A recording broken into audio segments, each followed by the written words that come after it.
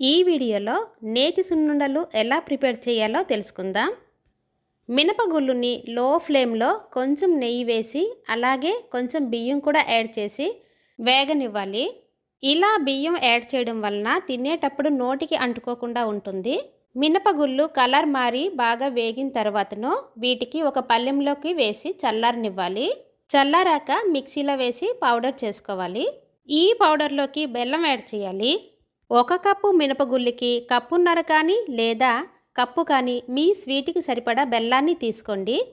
ఈ బెల్లం పౌడర్లో బాగా కలిపి ఇంకొకసారి మిక్సీలో వేసి ఫైన్ పౌడర్గా తయారు చేసుకోండి. ఇప్పుడు మనకి సున్నుండలు తయారు చేసుకోవడానికి పిండి రెడీ అయిపోయినట్టే. మీకు కావాలనుకుంటే ఇందులో ఏలకుల పొడి కూడా యాడ్ చేసుకోండి. ఫైనల్గా ఈ పౌడర్లో వేడి చేసిన నెయ్యి వేసి జాగ్రత్తగా కలుపుకుంటూ ఉండలు చుట్టుకోండి.